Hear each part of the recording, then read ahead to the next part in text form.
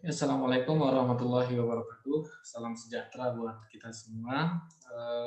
Dalam kesempatan kali ini kita akan membahas lanjutan dari materi sebelumnya, yaitu yang sekarang yang kita bahas adalah ukuran penyebaran data.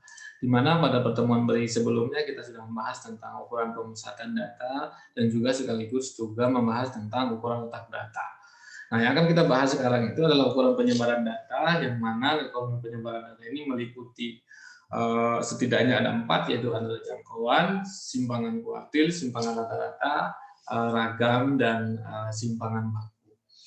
Oke, jadi ini tabel kurang lebih untuk melihat ukuran pemusatan data. Jadi pemusatan data itu di sini ada yang sudah kita pelajari, min, median, dan modus. Nah, ketika sebuah data berdistribusi normal, biasanya min, median, dan modusnya itu berada di sekitaran area ini atau berdekatan ya. Jadi berada pada wilayah yang biru ini, biru tua. Sedangkan letak data. Nah, letak data ini kemarin kita sudah bahas, ada data yang dibagi menjadi 4 bagian, di mana kuartil 1, kuartil 2, sampai kuartil 3, ada yang kemudian dibagi menjadi 10 bagian, dan kemudian sampai dibagi menjadi 100 bagian data. Ini sudah kita bahas. Nah, yang sekarang kita bahas adalah tentang jangkauan, simpangan kuartil, simpangan rata-rata, dan ragam. Nah, cuman titik penekanan saya itu ada di dua hal ini, yaitu data jangkauan ini atau range ini, dan varians dan yang digabungkan nanti lanjutannya adalah simpangan baku atau standar deviasi. Jadi untuk secara garis besar, ukuran penyebaran data ini adalah suatu ukuran yang menyatakan berapa besar nilai-nilai data yang berbeda atau bervariasi terhadap ukuran pusatnya. Nah, jadi ukuran pusat ini bisa kita anggap area ini ya. Jadi misalkan rata-rata suatu data itu adalah 5, maka kita menjadikan acuan 5 ini sebagai ukuran pusatnya. Oke, untuk lebih jelasnya kita akan lanjutkan dalam materi dalam slide berikut. Oke, ini bisa dilihat. Misalkan terdapat dalam satu data itu dalam suatu data ini kebetulan tentang cat ya, cat tembok. Nah, cuman dalam sebuah sampel ini bisa saja diganti dengan apapun. Misalkan ini adalah nilai mahasiswa, nilai siswa, atau pendapatan perusahaan, bisa saja dalam ukuran dolar, dalam satuan juta, dan seterusnya. Nah, antara sampel A dan sampel B ini kita bisa melihat rata-ratanya sama-sama 5. Nah, cuman antara sampel A dan sampel B tidak berarti ukuran penyebaran datanya sama. Kenapa? Karena di sini kita bisa melihat data. Kalau kita mencari data yang memiliki penyebarannya tidak terlalu heterogen atau tidak terlalu berbeda, maka tentunya kita akan mencari ini, meskipun ini rata-ratanya sama. Jadi tergantung nanti untuk apa data itu kita butuhkan. Nah, cuma di dalam proses penelitian biasanya kita memang mencari data-data yang memang sifatnya memiliki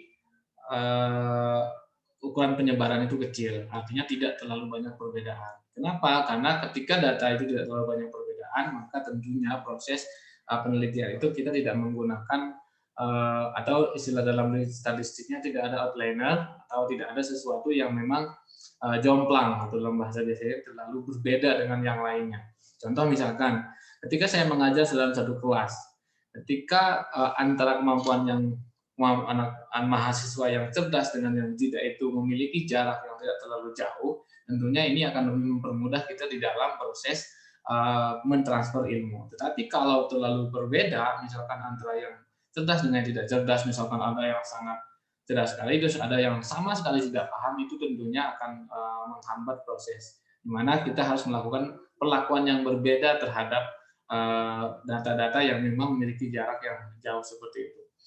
Oke, yang berikutnya, atau misalkan dalam sampel ketika dalam proses seminar, kita akan menggabungkan antara yang memiliki pendidikan sarjana, pasca sarjana, dengan yang memang lulusan SD.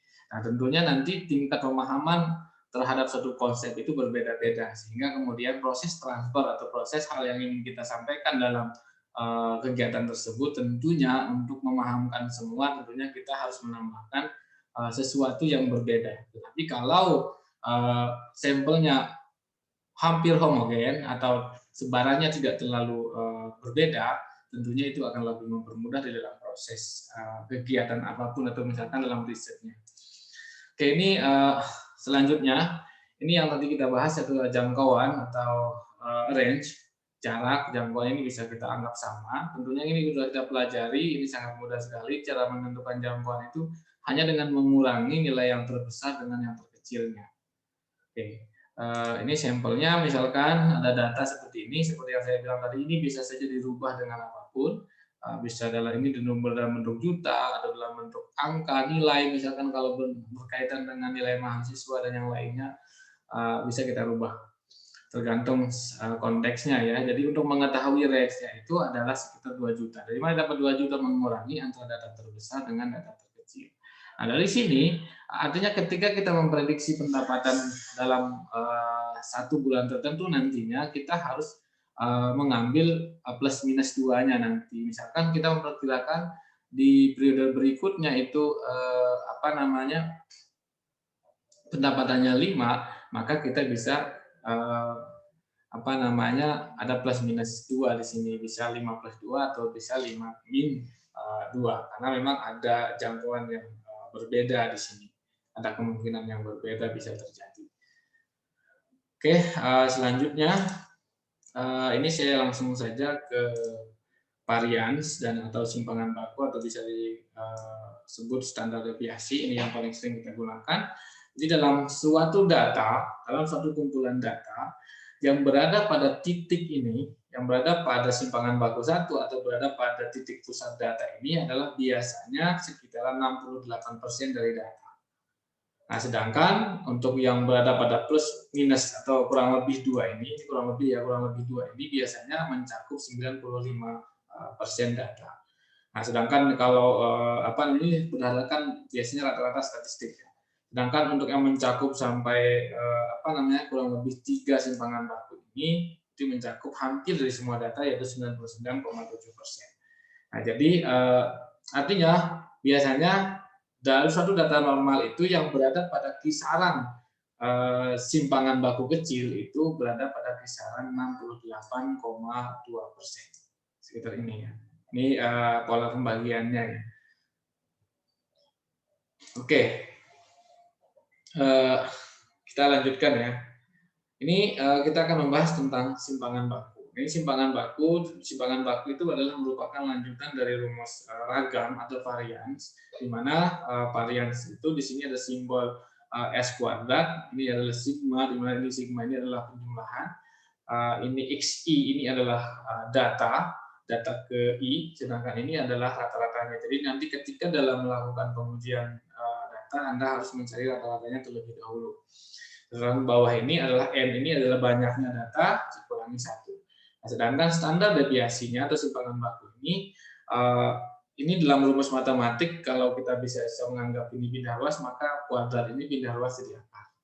Atau bisa dianggap bahwa simpangan baku ini adalah rumusnya dari akar dari S kuadrat ini sendiri.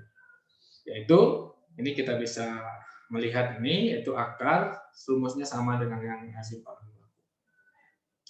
Untuk praktiknya kita bisa cek di sini, ini adalah data suku bunga deposito berjangka selama 3 bulan untuk valuta asing ditawarkan oleh sebuah bank tercatat sebagai berikut.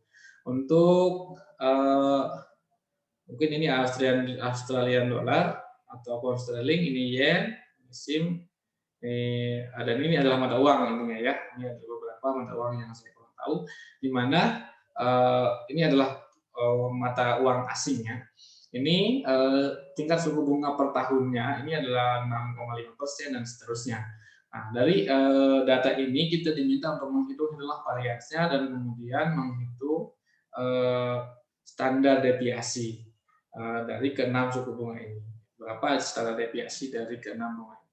Nah, kita menggunakan rumus yang di atas tadi. Nah, untuk lebih mudah seperti yang tadi kita bahas, bahwa untuk lebih mudah kita mencari dulu rata-ratanya. Nah, jadi di sini tidak dikeluarkan berapa rata-ratanya, tetapi sudah dalam bentuk hasil akhir.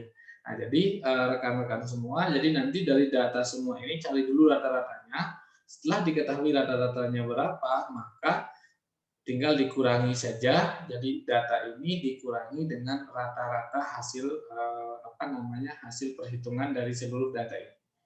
Nah, jadi XI min X bar ini adalah 6,5 dikurangi rata-rata ini itu berapa? Hasilnya 1,58. Nah, sedangkan yang ini adalah kuadrat dari yang ini. Jadi XI min X bar kuadrat. Jadi ini setelah di hasil ini lalu kemudian kita kuadratkan. Untuk lebih mudah nanti bisa sebenarnya menggunakan Excel. Nah, setelah ini kita ketahui, ingat kalau negatif itu dikuadratkan, maka otomatis akan menjadi positif semua. Akhirnya semua data di sini meskipun negatif, tetap di sini hasil akhirnya adalah positif. Oke, ini bisa dicek ya. Nah, terus berikutnya dari tabel ini kita N ini adalah data, banyak data ya, bukan jumlahnya. Banyak data itu kita hitung 1, 2, 3, 4, 5, 6. Jadi ada 6 datanya. Ada banyak 6 data, yaitu kurang dari 30. Nah, jadi tadi itu ada memang rumus yang memang kurang dari 30, ada rumus yang memang lebih dari 30. Di atas di sini nih ada rumusannya ya. Kalau misalkan lebih dari 30 menggunakan rumus ini, sedangkan kalau misalkan kurang dari 30 bisa menggunakan rumus yang ini. Jadi kalau lebih dari 20 N-nya tidak dikurangi 1 ya. Sedangkan kalau yang kurang dari 30 N-nya dikurangi 1. Itu saja perbedaannya. Karena ini kurang dari 30, maka dalam proses perhitungannya ini kita bisa melihat ini tadi rata-ratanya ya.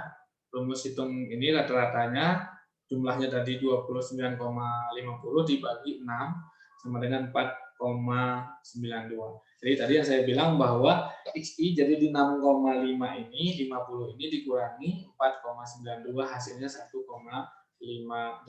Jadi semua data ini dikurangi dengan 4,92 hasilnya ini masing-masing.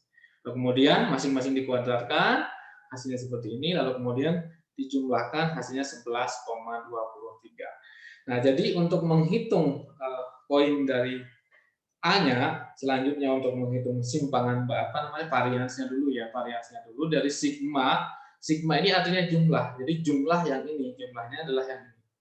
Jadi ini sigma dari atau jumlah dari XI min X bar dikuadratkan. Jadi jumlahnya jadi 11,23 dibagi 5 ini 6 dikurangi 1 ya. Di sini N-nya 6 dikurangi 1 sama dengan 5, akhirnya simpangan bakunya adalah 2,25. Nah, ini biasanya kalau sudah lebih dari mendekati 2 atau sekitaran berada 2 kurang bagus ya untuk simpangan bakunya. Karena memang harusnya suku bunga itu tidak terlalu jauh. Tapi ini kenyataannya simpangan bakunya sampai 2. Oke, berikutnya setelah kita maksud saya ini varians ya, dari keliruan. Berikutnya yang tadi saya bahas di sini dari kekeliruan ya, maksudnya nanti kita akan menghitung simpangan baku. Oke, simpangan baku atau standar deviasi kita tinggal mengkuadratkan hasil ini. Karena memang pada dasarnya rumusnya sama, jadi kita boleh menghitung ini dulu di tempat yang terpisah, lalu kemudian terakhir kita kuadratkan. Atau kalau mau langsung ini dihitung di sekaligus juga bisa. Jadi setelah kita nemu ini 2,25 itu kali kuadratkan, hasil akhirnya adalah 1,50. Nah, jadi 1,50 ini berarti ini masih kurang dari 2, maka ini masih secara sebaran tidak terlalu besar ya, jadi masih cukup bagus untuk perhitungan dari standar deviasi. Kalau saya biasanya standar deviasi lebih dari 2 itu kurang terlalu bagus. Jadi artinya sangat jauh berbeda sebarannya. Kalau misalkan sudah jauh melebihi 2. Tapi ini masih sekitar 1,5, paling bagus malahan yang kurang dari 1.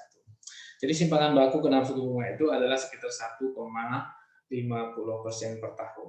Jadi kenapa pakai persen? Karena di sini satuannya juga persen di soalnya ini ya. Jadi kita mengikuti soal saja. Kalau misalkan satuannya juta, ya berarti kita di sini menggunakan satuan juta. Jadi interpretasi nilai S atau simpangan bakunya, S-nya 1,5%, artinya bahwa rata-rata penyimpangan kelima suku bunga tersebut dari rata-rata sebenarnya adalah 1,50%.